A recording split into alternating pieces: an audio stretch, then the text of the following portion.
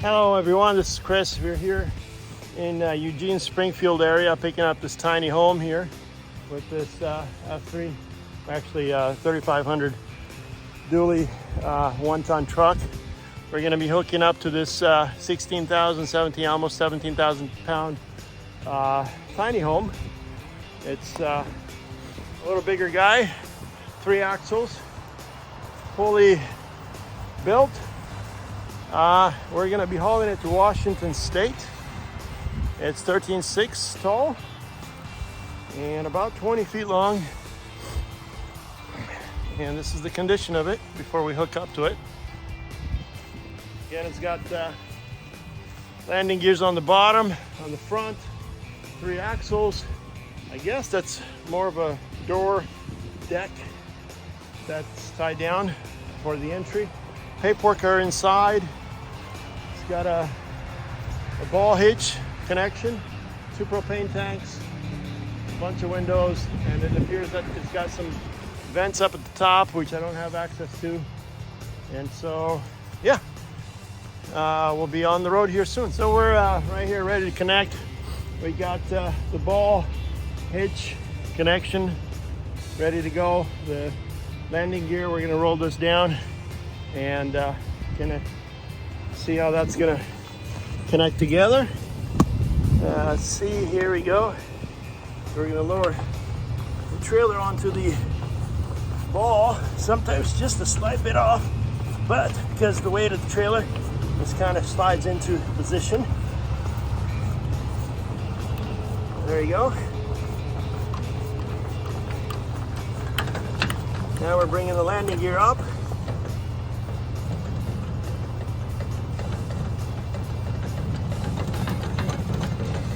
High as it gets, and we may need to get the leg out of the way, but we'll see. Still getting the landing gear up. There is a option to get the leg out if needed to, and I think we will need to. This because don't want to, well, so looks like the leg slides down and then we can adjust. Yeah, that's perfect. That's nice. It's got a manual adjustment option for the leg. So we've done that. All right, we're gonna get the chains and we're gonna cross them. And then we're gonna connect the power, of course.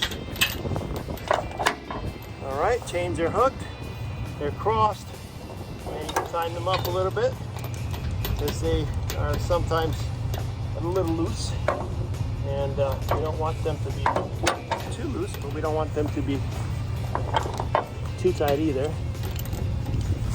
Chains are in place. We got the electric brake, which is right here, and this is a 7-way plug, and that's getting plugged in, and it appears we got lights on the trailer. We'll make sure we do a pre-trip, and then we got a safety brake line here that we're going to connect to the chain. If we can unhook it from where it was originally connected to. So this is safety brake right here, safety brake line or brake way, we call it. And we're going to connect this to a piece of the chain that's dangling here, just so that way, in case there's a problem, it breaks away. So that's about it. Here's the official connection down below. We're going to lock, of course, this in place, and so this requires a pin, which I got right there, and we got lights, as you can see, trailers with lights. All lights are operational. Nothing is dangling underneath the trailer other than the low piping back there. There's a landing gear I'm going to try to raise up a little bit before I move. Lights in the back are operational. The 4-ways are blinking in the back of the truck. The upper lights are working up at the top, marker lights. blinker marker lights, everything is operational. So there we go.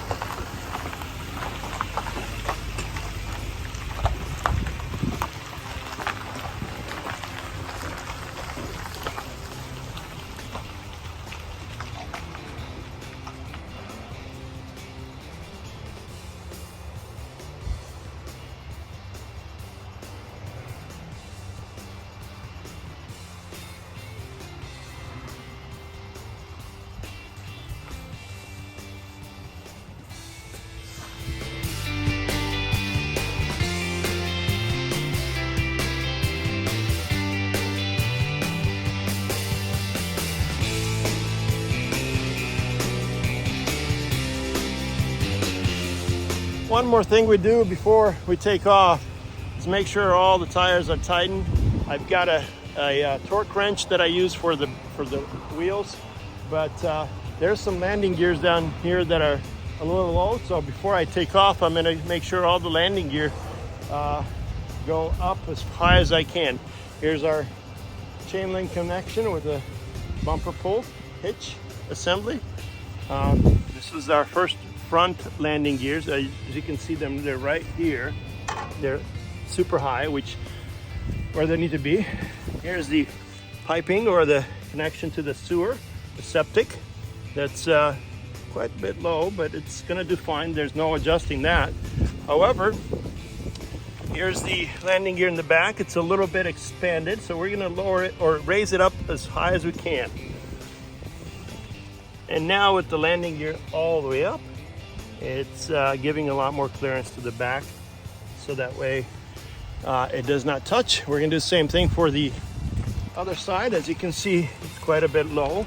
It's not necessarily all the way up, but we're gonna make sure that it goes all the way up. And there it is, it's all the way up now. So we're gonna double check the wheels, make sure they're all 100 PSI or 100 pounds of pressure torqued, and then we're gonna be on the road. Now with all the wheels torqued to 100 PSI or pressures per square inch, we are good to go. So after hooking up and towing this thing to the gas station here at the TA truck stop, now I gotta get fuel. Again, this is the tiny home. We're gonna be buying fuel at $2.27 a gallon from TA. See how much my truck is gonna fill up. Essentially, I got a 35-gallon tank on this with an external tank over here. So here we go. We'll see. It's pretty much empty right now. I got probably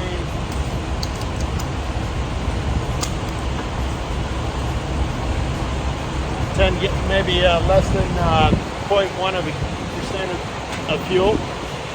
It's gonna probably do 250 bucks or so or more, but we'll see. Anyway, tiny home behind me, doing well. I had to check the tires; they're a little low. They seem a little low. I didn't tell the pressure, but this one specifically looks a little low. I'm going to put some air in it if needed to.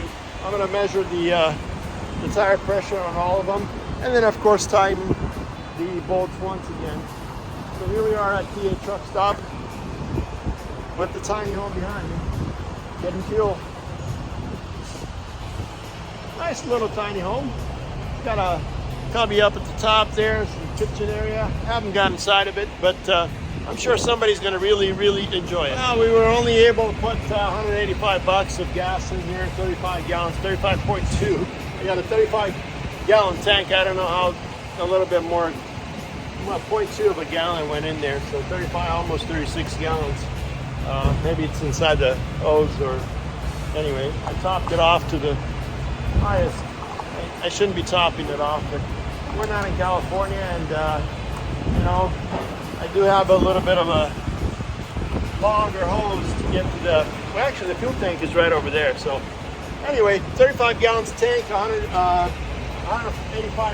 for fuel, $5.27 PUC rate, and we're gonna be back on the road.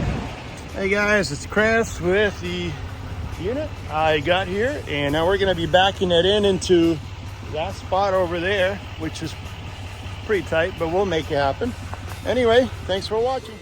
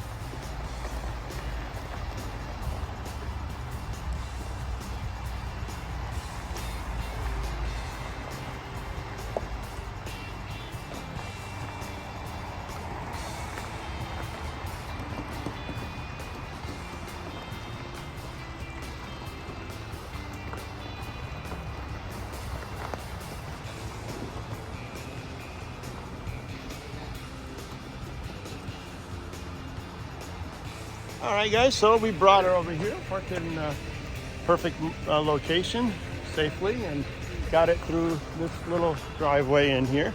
We'll be bringing the other one the same way. We're probably parking it on this side. As you can see, here, ready to go. Hey guys, it's Chris again.